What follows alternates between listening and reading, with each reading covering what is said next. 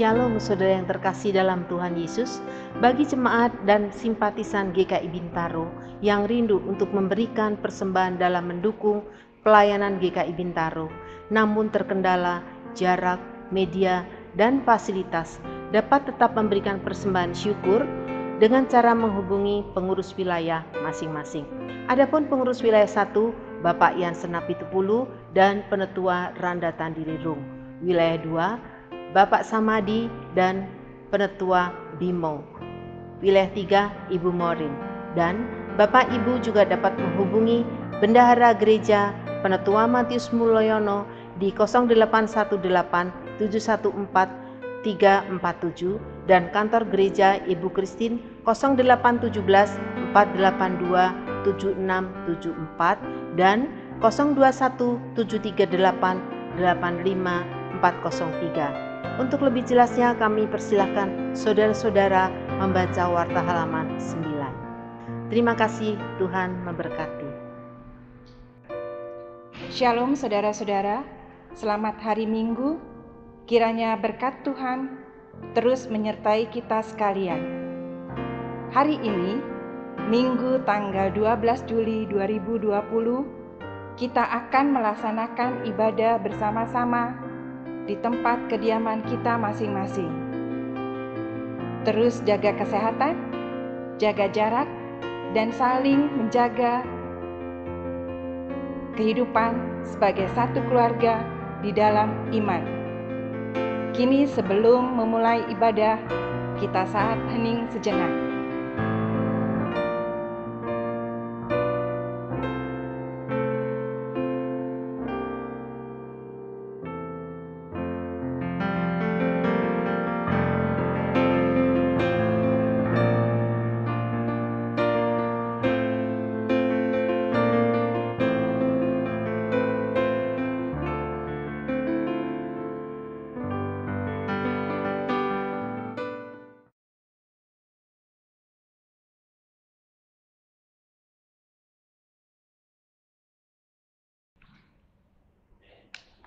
Kini ibadah siap dimulai. Dengan bangkit berdiri, kita menghadap kehadirat Tuhan yang Maha Agung.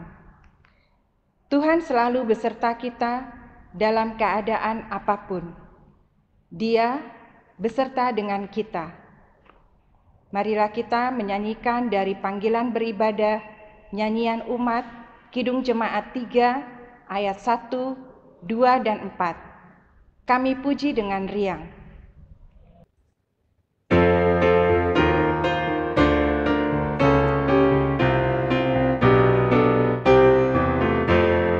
Kami puji dengan riang di Kau Allah yang besar, bagai bunga terima siang hati kami pun mekar.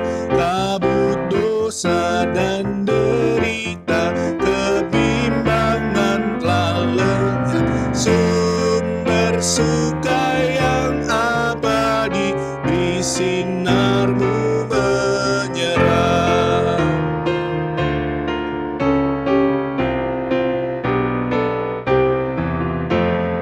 Kau memberi, Kau mengampuni, Kau limpahkan rahmat-Mu, sumber air hidup liat, lautan kasih dan restu.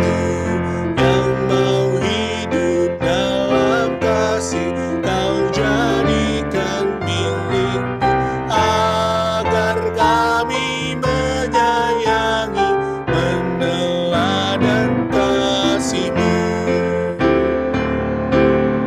Semuanya yang Kau cipta memantulkan sinar-Mu,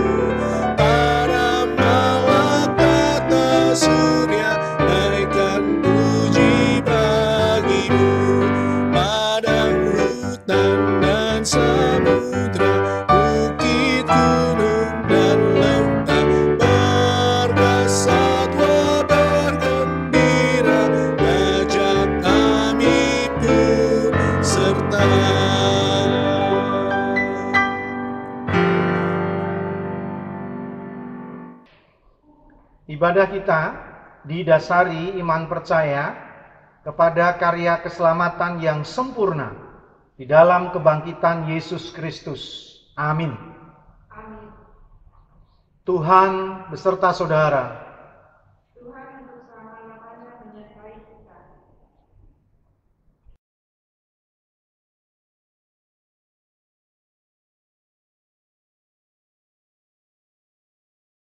Tema ibadah ini adalah menelusuri jejak kasih Allah kepada umat manusia, kepada kita.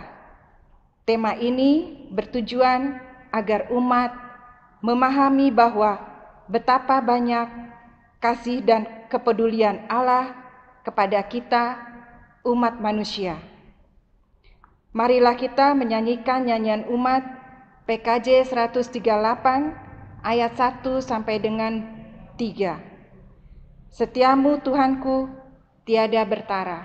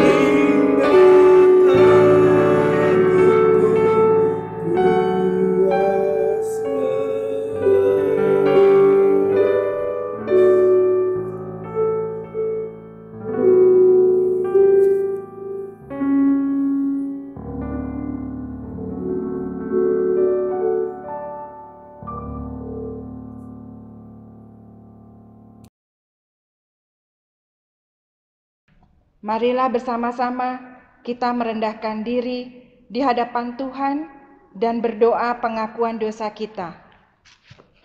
Bapa yang bertahta dalam kerajaan surga, pada hari ini kami datang ke hadirat-Mu untuk mengakui segala dosa dan pelanggaran yang telah kami perbuat, baik dalam pikiran, perkataan, maupun perbuatan yang telah kami lakukan. Seringkali kami berusaha untuk menutupi segala dosa dan pelanggaran yang telah kami perbuat demi hadapan sesama kami, bahkan dari hadapan-Mu.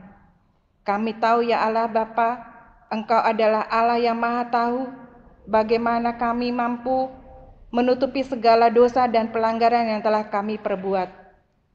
Tidak ada akan yang tersembunyi bagi-Mu. Engkau adalah Allah yang mengasihi kami, namun kami kerap kali tidak mengasihi-Mu, bahkan lari dari hadapan-Mu. Ketika Engkau memanggil kami justru tidak mendengarkannya karena dosa yang telah kami perbuat menghalangi hadirat-Mu masuk ke dalam hidup kami. Karena kesibukan kami yang kami lakukan, kami menjadi lupa pada penyertaan-Mu dalam kehidupan kami. Kami terlalu egois, kami selalu membenarkan apa yang sebenarnya tidak baik di hadapan-Mu. Kami selalu merasa lebih benar dan lebih hebat dibandingkan orang lain. Iri hati dan prasangka buruk yang ada di dalam hati kami justru melukai hati orang lain. Oleh sebab itu ya Bapa, kiranya Engkau sudi mengampuni segala dosa dan pelanggaran yang telah kami perbuat. Kami sadar jika kami telah berdosa di hadapan-Mu, kiranya Engkau mau mengasihi kami menurut kasih setia-Mu.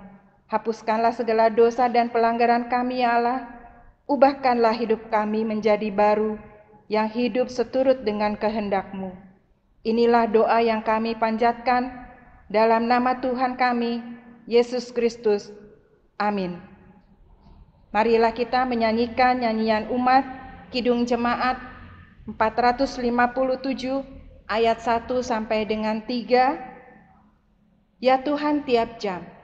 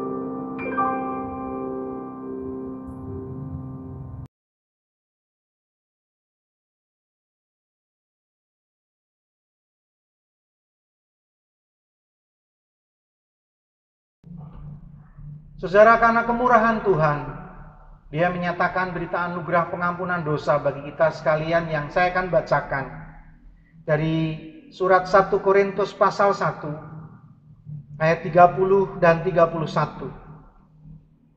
Tetapi oleh Dia kamu berada dalam Kristus Yesus, yang oleh Allah telah menjadi hikmat bagi kita. Ia membenarkan dan menguduskan dan menebus kita. Karena itu, seperti ada tertulis, barang siapa yang bermegah, hendaklah ia bermegah di dalam Tuhan. Demikianlah berita anugerah dari Tuhan. Terpujilah Tuhan dengan pengampunan-Nya. Salam damai untuk saudara-saudara.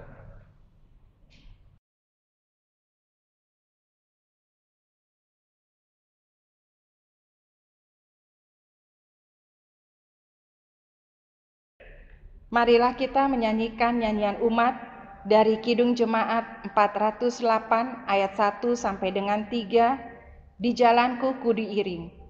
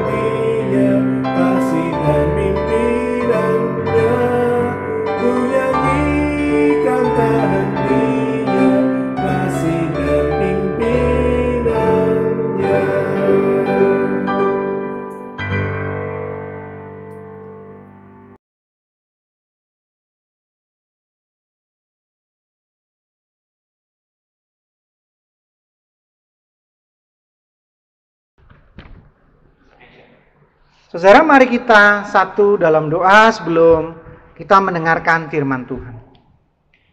Kusiapkan hatiku Tuhan untuk mendengar firman-Mu. Firman-Mu adalah pelita bagi kakiku, terang bagi jalanku. Dan kiranya tidak sia-sia apa yang kami dengar, kami boleh melakukannya dengan sempurna seperti yang Kau kehendaki. Pakailah hamba-Mu ini sebagai saluran kebenaran firman-Mu. Berfirmanlah, kami siap mendengarkannya. Amin.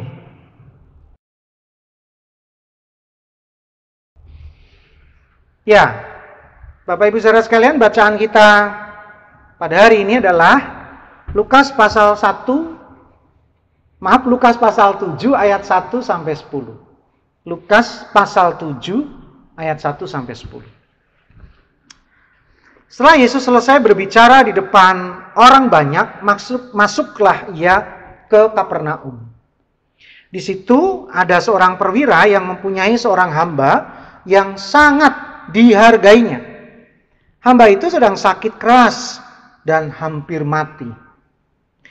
Ketika perwira itu mendengar tentang Yesus, ia menyuruh beberapa orang tua-tua Yahudi kepadanya untuk meminta supaya ia datang dan menyembuhkan hambanya. Mereka datang kepada Yesus dan dengan sangat mereka meminta pertolongannya, katanya, "Ia layak engkau tolong, sebab ia mengasihi bangsa kita dan dialah yang menanggung pembangunan rumah ibadat kami." Lalu Yesus pergi bersama-sama dengan mereka.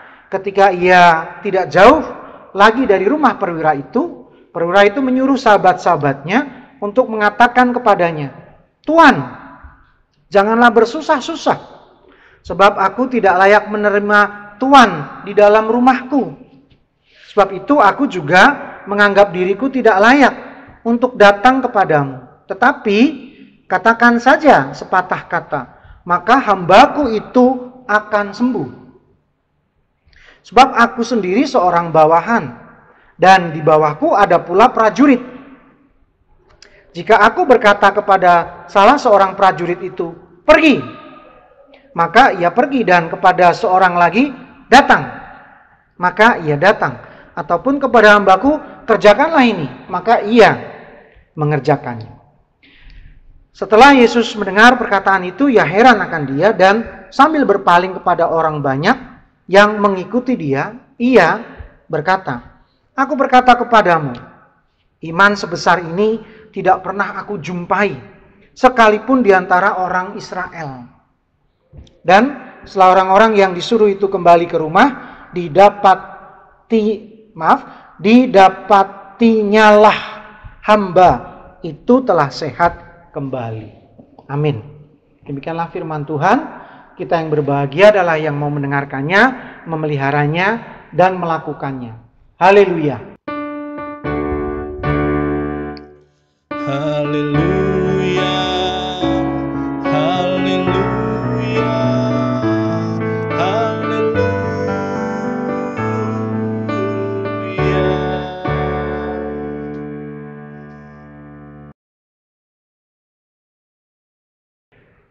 Saudara, tema kita pada hari ini adalah menelusuri jejak kasih Allah kepada umat manusia. Saudara, memang kejadian langka yang kita baca tadi. Betul, kejadian yang tidak lazim, saudara.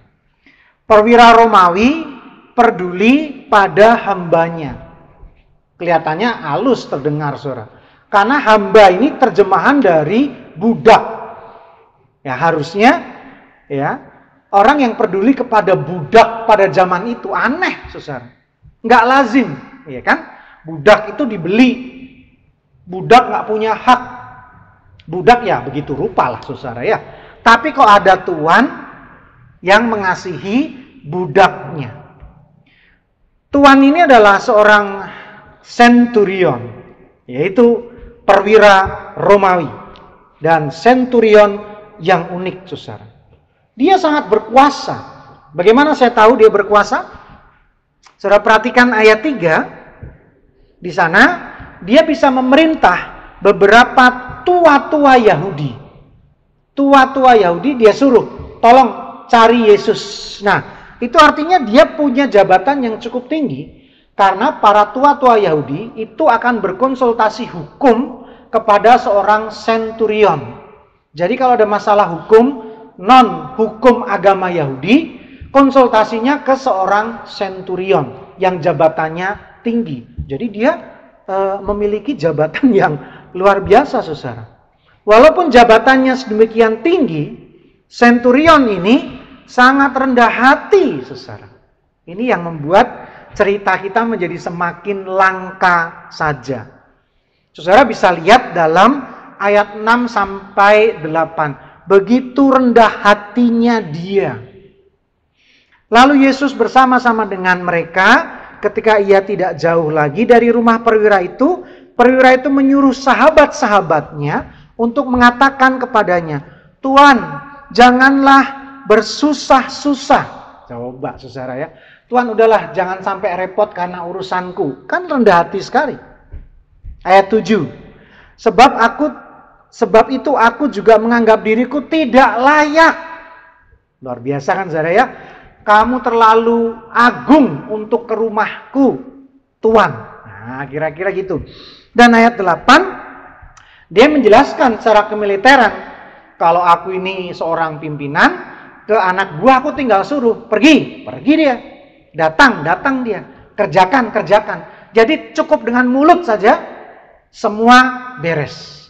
Seperti itulah dia menghayati dirinya di hadapan Yesus. Seorang senturion yang rendah hati. Luar biasa ya Bapak Ibu Saudara sekalian. Nah, apa dasarnya seorang senturion ini, seorang perwira ini bisa begitu rendah hati dan dalam menjalani kehidupannya memiliki perbedaan yang begitu luar biasa. Dasarnya adalah kepercayaan. Dia percaya tentang apa yang Yesus jalani itu juga akan terjadi pada dirinya. Itu yang pertama. Dan yang kedua, dia percaya bahwa Yesus yang terkenal dan baik itu seperti juga seorang pimpinan kepada anak buahnya.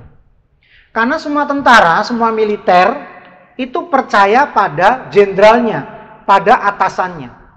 Tidak mungkin semua prajurit tidak mungkin berpikir bahwa jenderalnya akan menyesatkan dia, akan menjerumuskan dia. Ketika jenderal mengatakan pergi, seorang prajurit akan pergi karena dia yakin dan percaya perintah itu baik adanya. Perintah itu sudah dipikirkan masak-masak. Perintah itu pasti ada gunanya. Pasti bermanfaat. Pergi, maka dia akan pergi.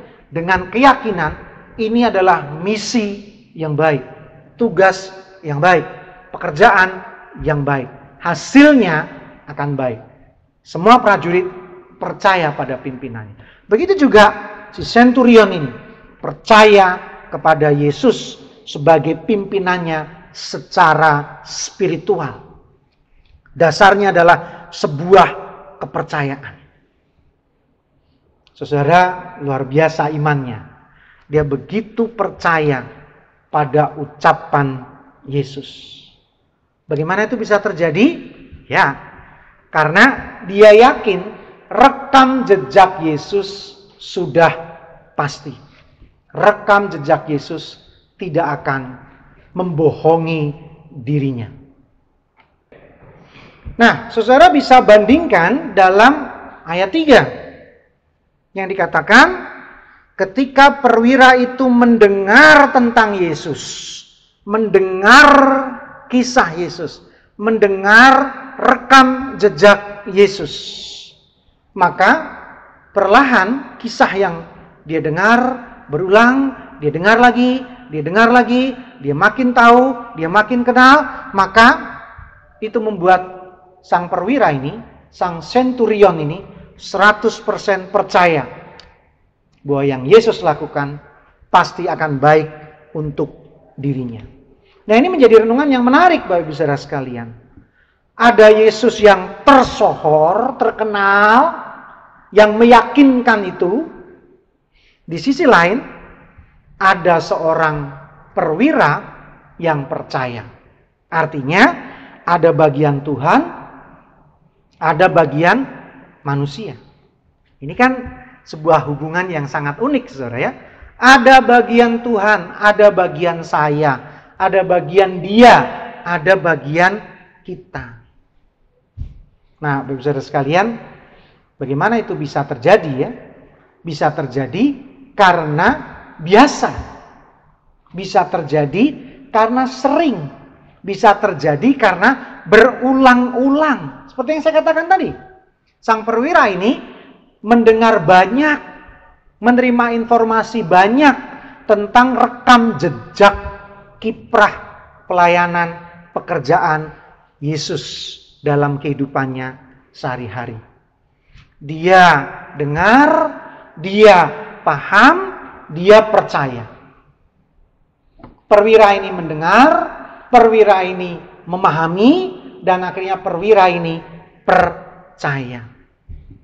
Saudara, ini kan seperti sebuah ilustrasi ya saudara ya. Dengar, paham, maka membuat dia jadi percaya. Pada satu ketika ada sebuah gedung bertingkat terbakar saudara. Wah, apinya begitu besar. Dan untungnya pemadam kebakaran datang belum terlambat saudara. Nah, karena lokasinya yang agak sulit, mobil nggak bisa mendekat. Lalu bagaimana cara menyelamatkan para penghuni gedung bertingkat ini? Mereka harus lompat, saudara. Lalu petugas akan membentangkan kain untuk menangkap dia. Ini kainnya bukan kain sembarangan nih saudara ya. Ya, sebuah alat jaring yang memang dibuat khusus untuk dipegang beberapa orang dengan teknik tertentu, cara tertentu, akan menyelamatkan orang yang lompat dari ketinggian tertentu. Nah, satu orang lompat selamat, 2, 3, wah hampir 15 orang selamat, katakanlah begitu saudara ya. Tinggal satu yang terakhir ini saudara ya. Yang terakhir ini nggak mau lompat saudara. Ayo lompat, enggak, ayo pasti aman. Dia bilang enggak, aku nggak percaya kalian. Nanti pas aku lompat kalian menghindar. Kan nggak mungkin saudara ya. Tapi karena dia nggak bisa percaya kepada si petugas pemadam tadi.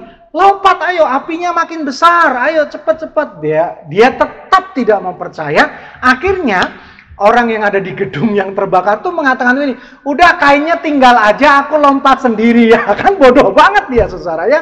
Saking tidak percayanya, karena dia nggak tahu cara menggunakan kain penyelamat itu, dia pikir dengan kain itu ditaruh, dia lompat dan dia akan selamat. Jelas tidak saudara. Kain itu harus dipegang dengan cara tertentu, teknik tertentu untuk menyelamatkan dia. Kita dengar, kita paham, kita percaya. Begitu juga dengan perwira tadi. Dia mendengar banyak tentang Yesus. Akhirnya dia mengenal siapa Yesus dan memahaminya siapa Yesus. Akhirnya dia percaya siapa Yesus. Nah, bagian yang kedua, saudara, apa yang bisa kita renungkan dari bacaan ini? Kita menjadi tahu bahwa Tuhan menolong karena kebaikan Dia. Tuhan menolong bukan karena kebaikan kita. Saudara perhatikan ayat 4 dan 5. Mereka datang kepada Yesus, maksudnya tua-tua, dan dengan sangat mereka meminta pertolongannya, katanya, ia layak engkau tolong. Sebab ia mengasihi bangsa kita, dan dialah yang menanggung pembangunan rumah ibadat kami. Lah, jadi tua-tua ini berpikir, karena orang ini baik, maka kamu layak menolong dia. Lah pertanyaannya, kalau orang itu jahat, perlu ditolong nggak, saudara? Ini menjadi hal yang menarik, saudara ya. Dia baik, maka kita baikkan. Seringkali prinsip kita gitu, saudara ya. Kalau dia jahat, kita lebih jahat, bahkan kejam, bahkan nggak berperi kemanusiaan. Kan kadang-kadang seringkali kita begitu ya, saudara ya. Saya jadi ingat lagunya Bimbo ya. Engkau jauh, aku jauh. Aku dekat, engkau dekat. Nah, Tuhan begitu ya? Tidak, saudara. Tidak. Bapak saudara sekalian, ada sebuah ilustrasi. Suatu ketika seorang Kristen yang baik meninggal dunia. Lalu dia masuk ke dalam kerajaan sorga, sampailah di pintu gerbang. Kalau menurut cerita-cerita di pintu gerbang ketemu siapa, saudara? Nah, katanya Rasul Petrus ya kan gitu, karena dia yang memegang kunci kerajaan surga ya. Padahal maksudnya bukan itu ya. Kan anak kunci bukan berarti kuncinya beranak gitu, saudara. Megang kunci kan bukan berarti dia yang memegang kunci pintunya, bukan, saudara ya. Artinya kunci itu adalah cara masuk surga. Kan kira-kira gitu ya. Gambaran bagaimana keadaan surga. Itulah Petra atau batu karang itu. Nah, ini kan hanya ilustrasi, saudara. Bercakap-cakaplah mereka. Petrus ngomong begini, kalau kamu ingin masuk, kamu harus punya 1000 poin untuk dapat masuk ke dalam. Waduh, orang Kristen yang baik ini dengan tegas mengatakan, gampang, aku pasti bisa masuk. Lalu dia mulai ngomong, aku kalau memberi persembahan 100 juta sebulan. Waduh, banyak itu saudara ya. 100 juta per bulan. Petrus bilang itu 2 poin. Waduh, 100 juta sebulan tuh hanya 2 poin. Oke, dia bilang gitu. Masih jauh banget ya saudara ya. Ke 1000 poin jauh banget.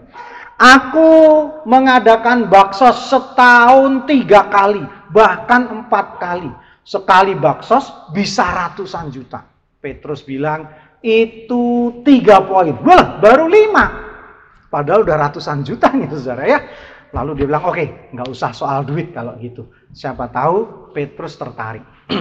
Aku adalah pria yang setia kepada istri. Aku tidak pernah berselingkuh sampai akhir hayatku. Lalu Petrus mengatakan, itu 2 poin juga. Waduh, aku pria yang baik, ngurus anak yang baik, aku tidak korupsi. Lalu dia bercerita begitu banyak, tapi poinnya naik dengan lambat sekali. Sampai akhirnya pria ini mengatakan, kalau begitu, orang hanya bisa masuk surga karena anugerah Tuhan. Petrus langsung bilang, 1000 poin. Bapak Ibu saudara sekalian, seperti itulah orang bisa masuk surga. Bukan kebaikan diri kita, tapi karena kebaikan Tuhan. Seperti itulah Tuhan menolong hamba perwira ini. Bukan seperti alasan para tua-tua tadi.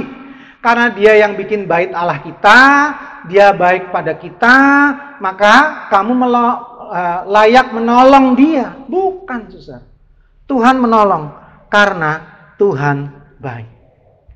Saudara, perhatikan Matius pasal 20.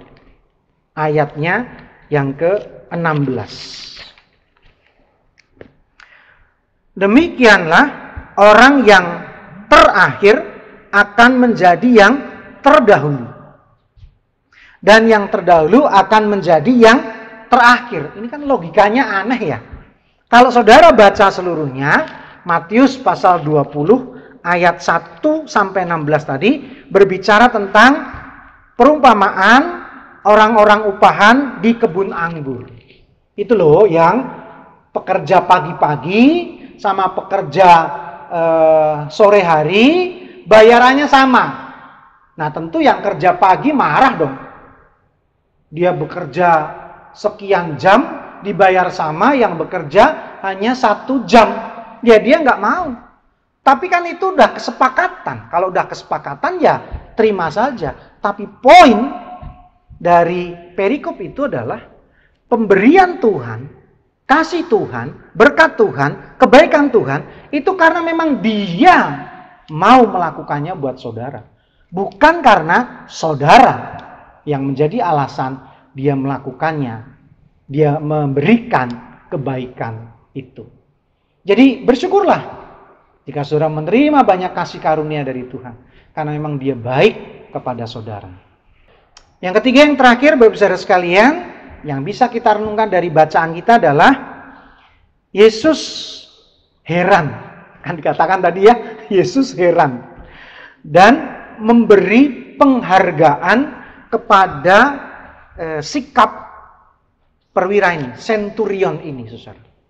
Dia heran ada iman yang seperti ini. Ya, itu kan luar biasa.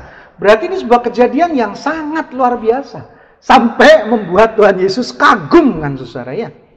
Nah, kalau saudara perhatikan ayatnya yang ke-9, di sana dikatakan setelah Yesus mendengar perkataan itu, ia heran akan dia. Dan sambil berpaling kepada orang banyak, perhatikan saudara. Sambil berpaling kepada orang banyak yang mengikuti dia, ia berkata, aku berkata kepadamu, iman sebesar ini tidak pernah aku jumpai sekalipun di antara orang Israel. Saudara,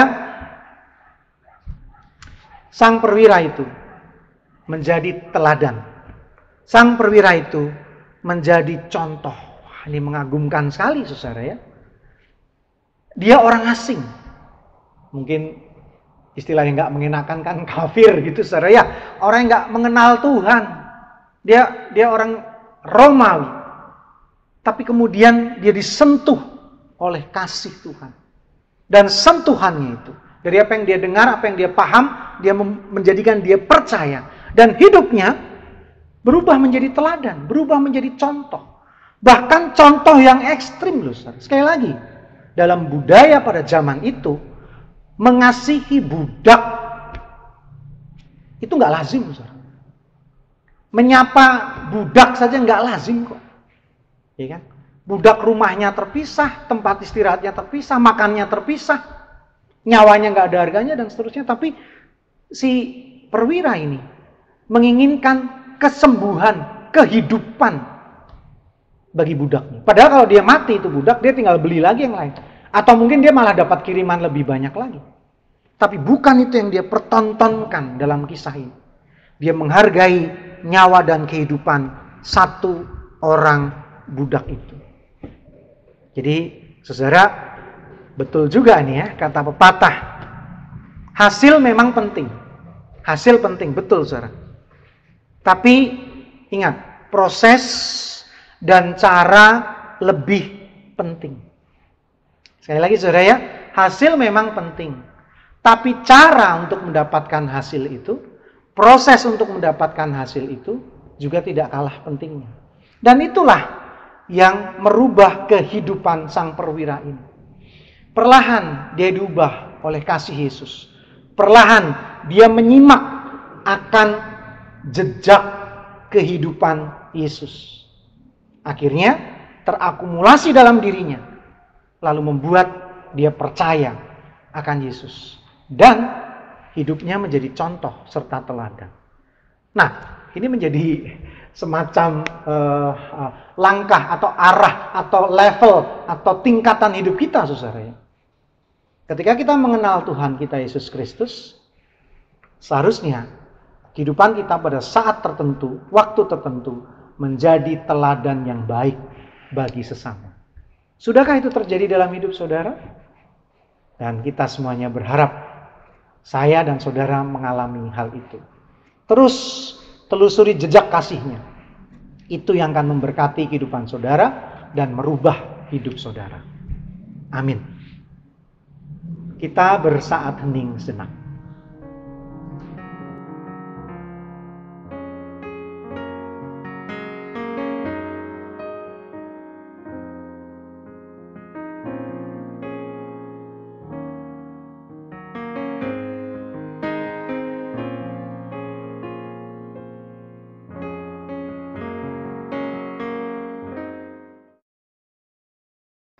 Saudara, mari kita bersatu dalam doa. Tuhan, untuk pertama sekali kami mendukung doa untuk saudara kami yang saat ini sakit, yang dirawat di rumah maupun di rumah sakit. Kami mendukung doa untuk Oma Evi, untuk Bapak dan Ibu Juhri, Ibu Ismara Sihombing, Bapak Mami Katamsi, Ibu Ice Sonda, Ibu Tini Suharto, Saudara Boni Saragi, Pendeta Emeritus Toto Subianto, dan saudara kami lainnya yang tidak sempat kami sebutkan namanya. Kiranya Engkau datang, menguatkan, menyembuhkan, memulihkan, dan setiap usaha yang dilakukan tidak sia-sia, namun mendatangkan kesehatan yang sejati. Secara khusus kami berdoa untuk keluarga dan rumah tangga kami. Berkatilah khususnya dalam bidang ekonomi. Beri kami kekuatan, beri kami ketabahan untuk dapat mencari rezeki dan bertahan dalam krisis ini. Dan menerima banyak berkat, setidaknya cukup untuk kebutuhan kami sehari-hari. Dan dengan cara yang halal sajalah kami akan mengumpulkan berkat-berkat-Mu itu. Dan kami pakai untuk kebutuhan kami pakai untuk memberkati bagi sesama, kami pakai untuk kemuliaan nama-Mu. Secara khusus kami berdoa untuk anak-anak kami, khususnya yang sedang mencari sekolah, yang sedang mencari studi untuk jenjang pendidikan yang lebih tinggi. Tuhan berkati agar mendapat yang terbaik. Dan bagi adik-adiknya yang naik kelas, Tuhan berkati juga. Biaya-biaya yang dibutuhkan Tuhan berkati juga. Dan terutama ketahanan mereka untuk tetap di rumah, belajar di rumah, sampai saat yang tepat mereka kembali ke kelas mereka masing-masing, belajar bersama onsite bersama teman-teman lainnya. Beri kesabaran agar mereka dapat meniti masa depan mereka dari rumah. Secara khusus kami berdoa untuk gerejamu ini dengan berbagai pelayanan yang ada. Berkati kesatuan hati majelis jemaat. Berkati semangat pelayanan majelis jemaat walaupun dalam keadaan yang sulit semacam ini. Agar mereka tetap peduli dan memberi hati serta setia pada panggilan mereka. Juga pengurus lainnya, aktivis lainnya. Tuhan berkati agar pelayanan kami semakin baik. Dan kami berdoa untuk rencana-rencana besar, khususnya ibadah onsite. Berkatilah agar ketika terlaksana nanti semua berjalan dengan baik dan gereja kami bukan menjadi tempat wabah itu tertular, tapi kami bisa sehat jasmani, sehat rohani, dan memiliki persekutuan yang indah di dalam Tuhan. Secara khusus kami berdoa untuk keluarga-keluarga yang diberkati karena berulang tahun sepanjang minggu ini, sepanjang bulan ini. Mereka dalam sukacita, mereka bertambah-tambah berkat-Mu.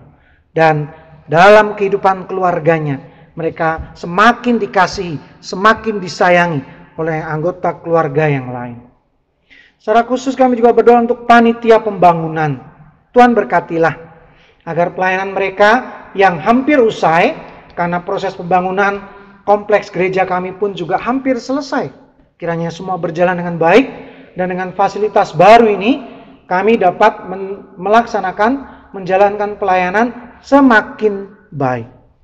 Secara khusus, doa kami juga untuk bangsa dan negara kami.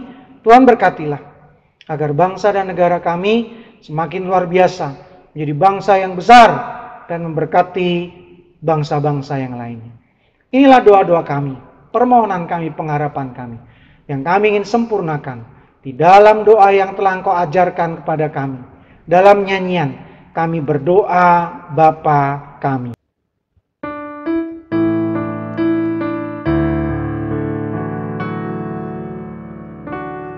Bapa kami yang di surga, dikuduskanlah nama-Mu, datanglah kerajaan-Mu, jadilah kehendak-Mu di bumi seperti di surga. Berikanlah kami pada hari ini makanan kami yang secukupnya, dan ampunilah kami akan kesalahan kami, seperti kami juga mengampuni orang yang bersalah kepada kami. Dan janganlah membawa kami ke dalam pencobaan, tetapi lepaskanlah kami daripada yang jahat, karena Engkaulah yang empunya kerajaan dan kuasa dan kemuliaan sampai selama-lamanya.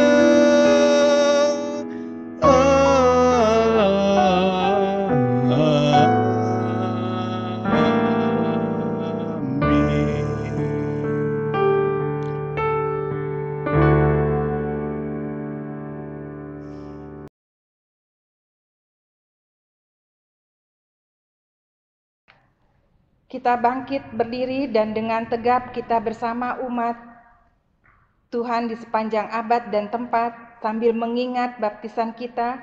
Marilah kita mengucapkan pengakuan iman kita menurut pengakuan iman rasuli.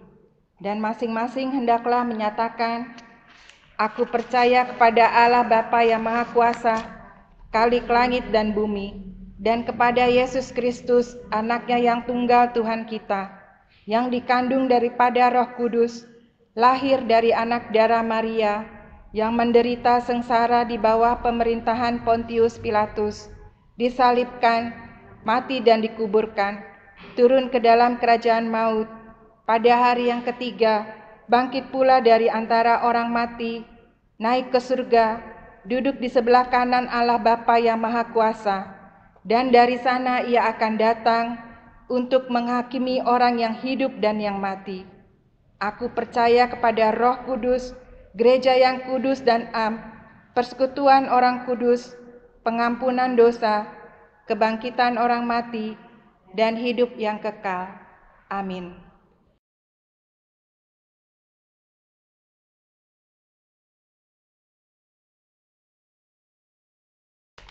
Dasar persembahan kita terambil dari Mazmur 119 ayat 108. Kiranya persembahan sukarela yang berupa puji-pujian berkenan kepadamu, ya Tuhan, dan ajarkanlah hukum-hukum-Mu kepadaku. Berdasarkan ayat di atas, marilah kita memberikan persembahan syukur untuk kemuliaan Tuhan atas semua kebaikan-Nya. Selain itu, persembahan saudara adalah dukungan terhadap gereja Tuhan dalam melaksanakan persekutuan, kesaksian, dan pelayanan. Marilah kita menyanyikan nyanyian umat Kidung Jemaat 265 ayat 1 dan 2, bukan karena upahmu.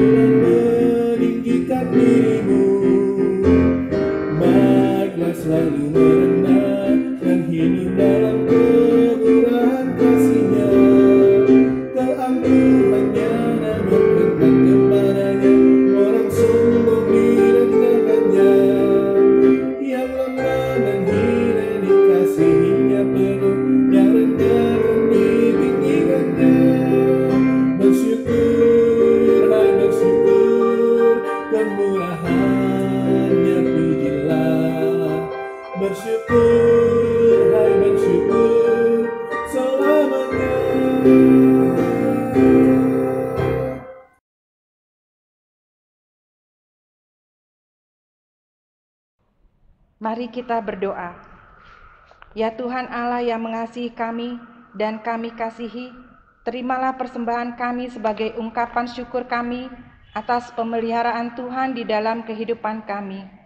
Ya Tuhan, berkatilah persembahan kami ini sehingga dapat membantu orang yang membutuhkan di dalam masa pandemi ini. Bagi majelis jemaat yang dipercaya Tuhan untuk mengelolanya, berilah hikmat-Mu sehingga dapat mengaturnya sesuai dengan kehendak Tuhan. Mampukan kami menjalani kehidupan yang lebih bermakna, yang dipelihara dan dijaga oleh Tuhan. Dalam nama-Mu kami bersyukur. Amin. Marilah kita menyanyikan nyanyian umat PKJ 282 ayat 1, 2 dan 5. Tuhan, tolonglah bangunkan iman.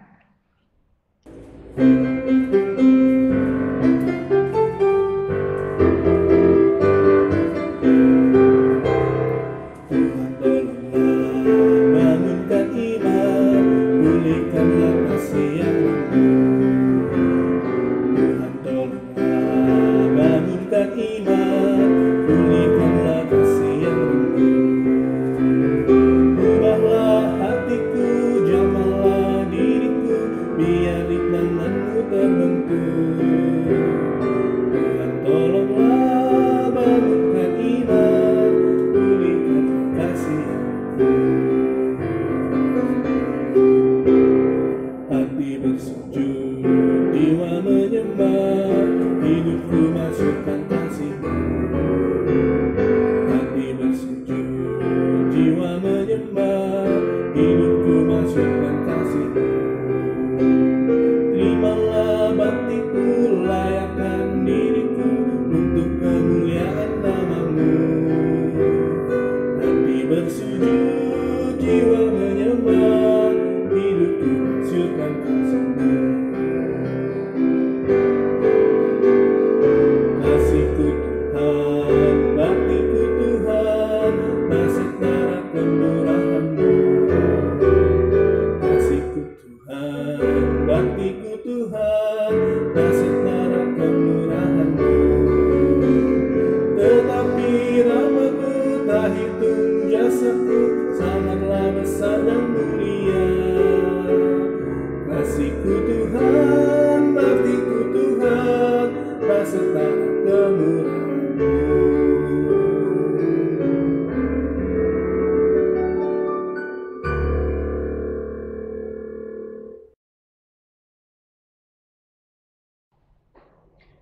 Mari kita mengarahkan hati kepada Tuhan.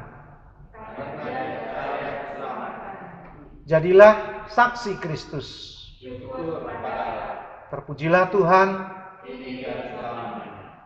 Saudara, lanjutkanlah kehidupanmu dan terimalah berkat Tuhan. Tuhan memberkatimu dan melindungimu. Tuhan menyinarimu dengan wajah-Nya dan memberimu kasih karunia.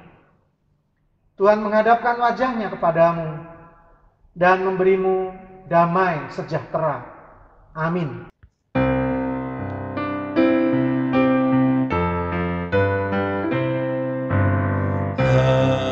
Haleluya, haleluya, haleluya, haleluya, haleluya,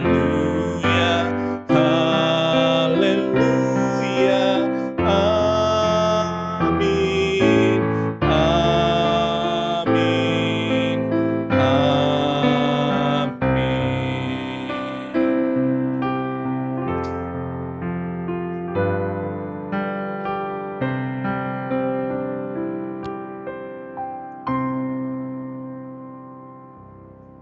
Shalom Aleihim. Salam sejahtera bagi kita semua, Jemaat GKI Bintaro yang dikasihi Tuhan Yesus Kristus. Kami atas nama Panitia Paskah ingin menyampaikan terima kasih yang teramat dalam kepada seluruh jemaat dan simpatisan atas partisipasinya dalam pengembalian pundi-pundi Paskah 2020 yang telah kami terima. Adapun pengumpulan pundi-pundi Paskah yang telah berakhir di tanggal 28 Juni 2020 kemarin, dan apabila bagi jemaat yang masih ingin mengembalikan pundi Paskah, kami persilakan untuk diserahkan kepada kantor GKI Bintaro. Kami selaku Panitia Paskah mengucapkan banyak terima kasih atas semua perhatian dan partisipasinya. Mohon maaf sebesar-besarnya apabila ada kesalahan dan kekurangan, baik ucapan, perbuatan dari seluruh anggota kepanitiaan kami. Bersama pengumuman ini dan dengan berakhirnya masa kepanitiaan Paskah 2020 wilayah 1, seluruh panitia Paskah 2020 ingin menyampaikan pamit dan undur diri. Sekali lagi, terima kasih banyak. Kiranya Tuhan Yesus memberkati kita semua. Amin.